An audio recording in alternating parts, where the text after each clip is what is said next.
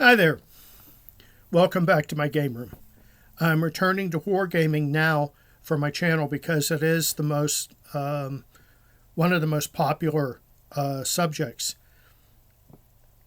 right up there with history, and political science is probably third in line, and then there's everything else. And usually, when you think of a wargame review or a video, it's by someone who really, really likes a system and has played it a lot. Or it's new to them and they're excited, or they see a reason maybe to allay that excitement. Either way, it's something that's familiar to them. Today, I'm going in a somewhat different direction. In fact, you could say now for something completely different, because I'm going to cover Advanced Squad Leader. I have to admit being very eager for both the Squad Leader Classic and ASL for them to come out. When ASL came out, I actually rode my bike 5 miles to the hobby shop up Middle Road into Hampton and picked it up at a now closed hobby shop in Shoppers Plaza, and kind of tried to sneak it back into the house because the home environment was not friendly to wargaming. I failed, but I still have the copy. So that's an indication of my respect and eagerness to get into it. Now, later on, when it got up to the GI Anvil of Victory level, I was constantly going into the same hobby shop and telling the owner, "Is it in yet? Is it in yet? Where's GI? Oh, no, it's not here. Wait another couple months. A couple months go by. Is it in yet?" Well, finally it came out, and I was able to buy it. I got it as compensation for one of the many articles I wrote in the General to support the Firepower game.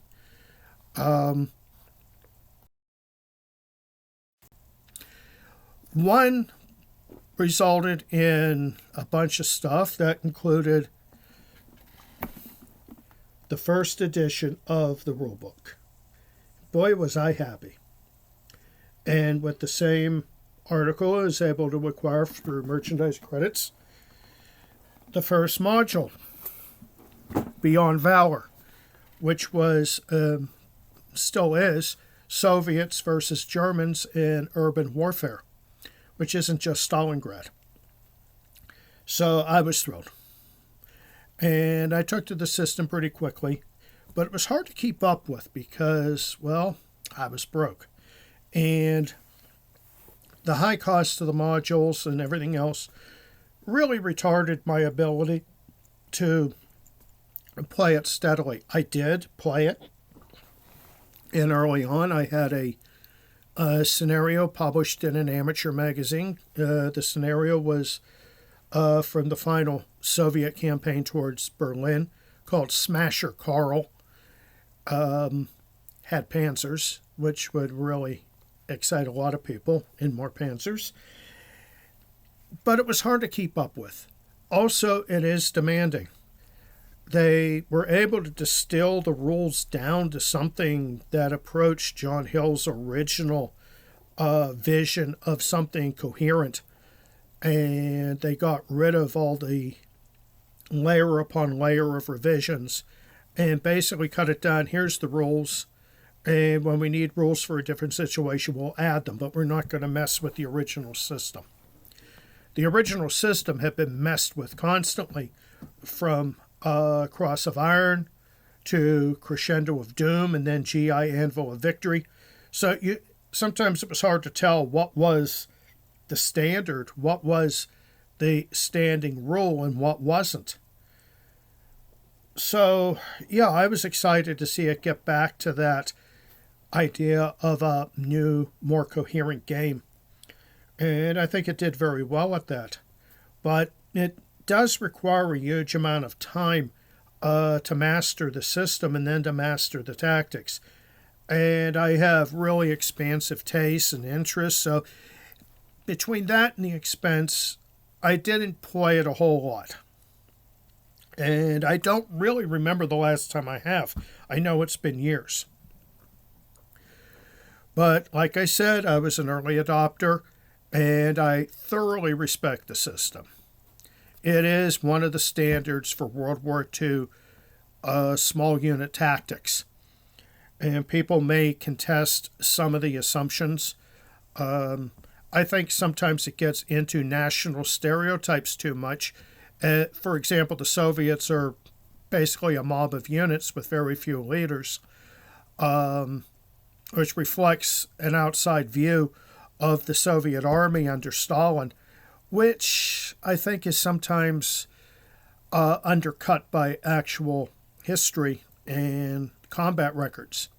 That the Soviet army evolved to be much better with better and more numerous leaders than the designers, and not just John Hill, but everybody who worked on it, were willing to accept.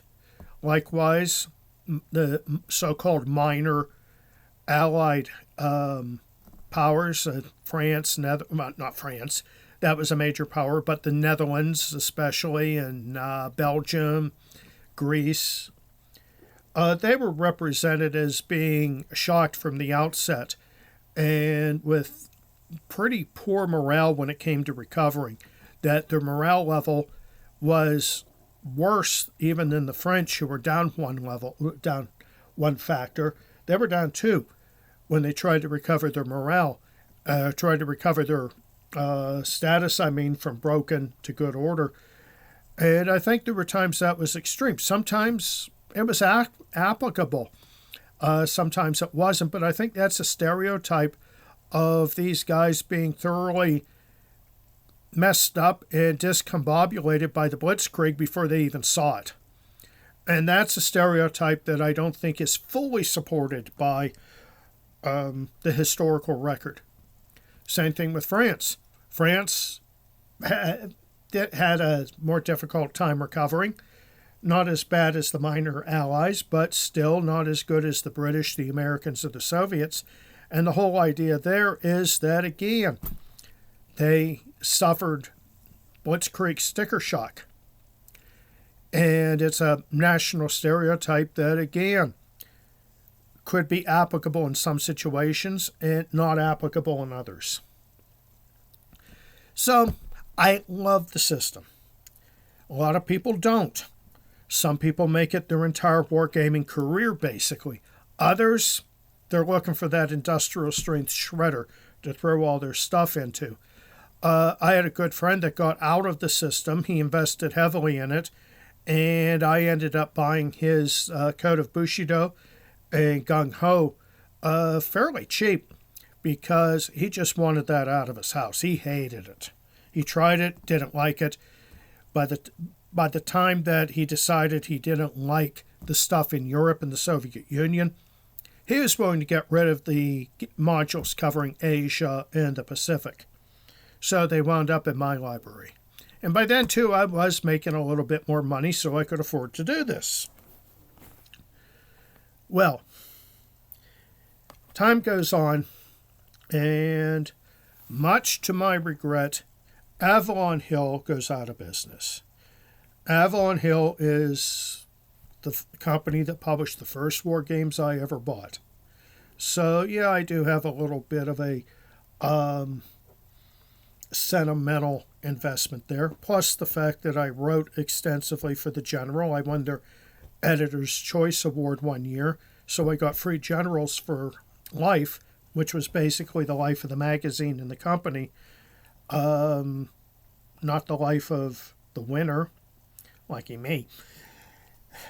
So, yeah, this was a company I was involved with, and I was sorry to see them go.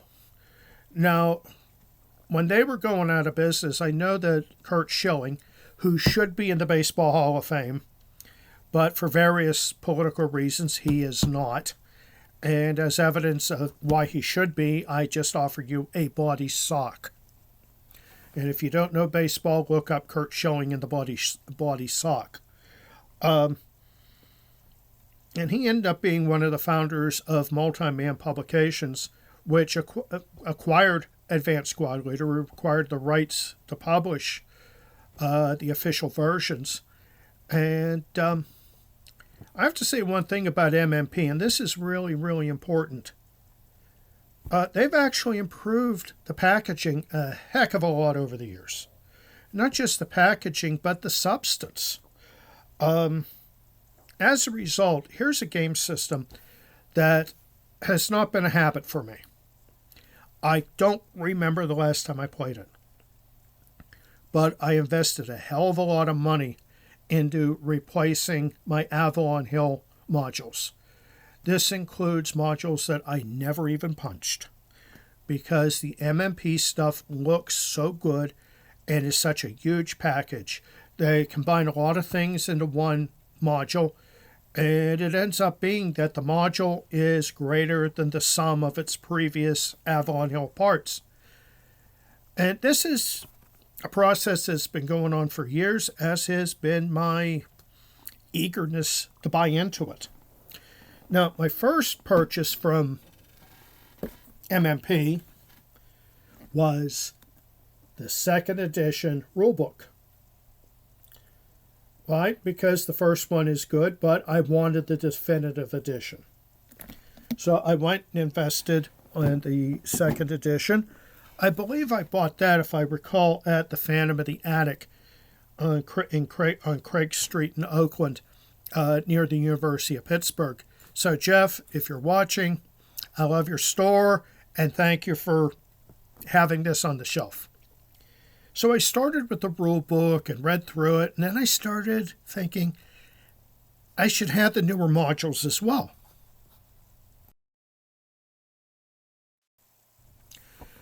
And when it came to buying the new modules, an awful lot of them came from another game store.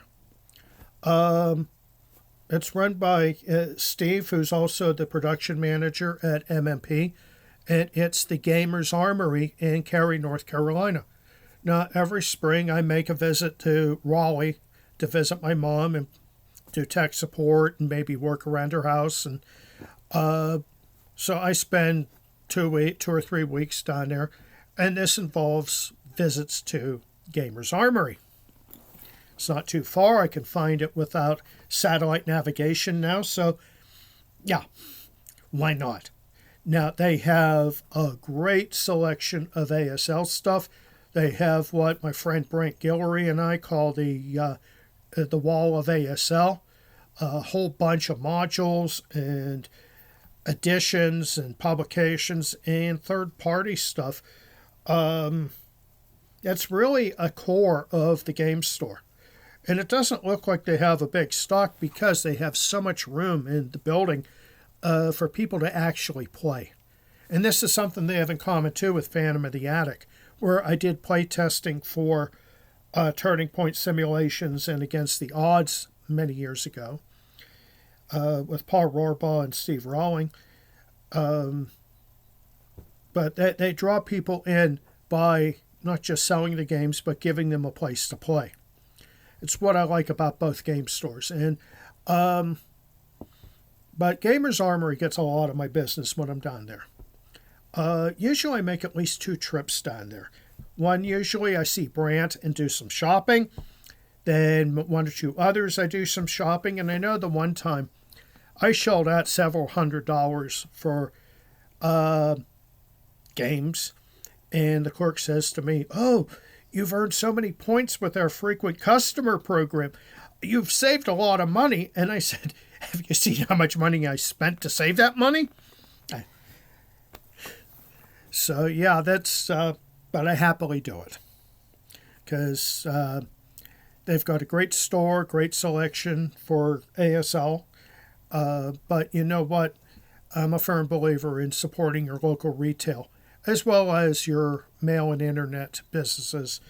So, yeah, I buy from them. I buy from the publisher. I buy from Noble Knight sometimes. And trust me, none of these companies are paying me to say this. I'm saying this out of the bottom of my heart. But I do especially like to support the local game stores. Always have. And I think you can get a good deal, too. As good or better as you can through the internet and various sites and private buyers. So, I have basically rebuilt my entire Advanced Squad Leader collection with MMP games, replacing even Avalon Hill games that I haven't even punched, because the quality is so good and they are more than the sum of their parts. A good example would be the Deluxe ASL, the one with the big hexes. And when Avalon Hill published, they would publish them as historical modules, one on Tarawa, one on Pegasus Bridge, etc. What MMP did was put them all into one big box and then add other stuff in there, including urban warfare in China that was not in the original full-size modules. So that makes it worth it, especially if you didn't have the publications that the battles were in. Here they are, all in one place, and that's typical of what they do. Another one I really wanted and I was trying to chase down was the Avalon Hill version of Croix de Guerre, the French module. Well, it's out there, and it's a lot bigger than what the Avalon Hill version had in the box. You have the French from 1940, which it's supposed to. Then you have a complete order of battle for Vichy. Then you have one for Free French. You also have historical ASL scenarios in there. For example, the German crossing of the Meuse River at Dinant against the French army. It's a bigger box with more stuff in it, which is typical of what they do. I'm looking at the great campaigns of the American Civil War where they might combine a couple games into one box and turn it into a major production, and it's a good deal. But with ASL, this is especially appealing. And I continue to go to Gamer's Armory every spring, and I continue to buy stuff. Most recently, I went down there and I bought Sword and Fire Manila. I just took the wrapper off of it. And this is something that I'm deeply interested in, being Pacific War and being urban combat. Too many people forget that there was urban combat in Asia and the Pacific, and here it is. And one of the battles that has interested me the most. And I know my dad had a scrapbook that he kept during World War II, and he visited Manila after hostilities. And yeah, from an early age, I was seeing pictures of the destruction. Also, too, another recent one I just got, I believe this was from Noble Knight. Twilight of the Reich, the happy ending of the war in Europe. And no, I'm not into Nazi glorification. I hate the bastards. But this is why it's a happy ending, where the Western Allies put the final knife into the Nazis in the West. Don't look for Nazi glorification from me. But I'm interested in that as well. Now here we're looking at probably $250, $260 worth of games. And I don't mind spending the money. I think it's worth it. I mean, I've got the money here. What am I saving it for? Well, retirement, medical bills, crap like that. Kind of like the late soccer player George Best. They asked him about all the money he made and where it went, and he said, I spent most of it on booze, fast cars, and birds.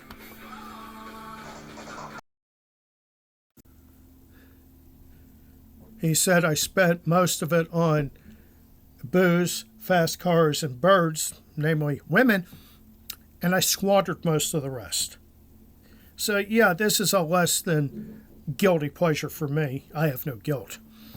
So yeah, I'm investing heavily into getting the MMP version of Advanced Squad Leader. And someday, when I have time, as I may be elderly now, officially get off my lawn, I just turned 65, maybe I'll have time to play it. If I do, I'm prepared. So, thank you for your time, and as usual, please feel to like, subscribe, and of course share. And this isn't just with your wargame friends or your ASL buddies, but just feel free to share, link, whatever. And yeah, my credit cards are recovering, and by next year I'll be back. I should be back at in Cary, North Carolina, and giving a heck of a lot more money to Steve and MMP and Gamers Armory. So again, thank you for your time. I hope you have a good day, and it'd be better for me if you liked, subscribed, and shared this with everybody. Make it viral. I don't know. As viral as a wargaming topic can be. But thank you very much, and I'll see you in the next video.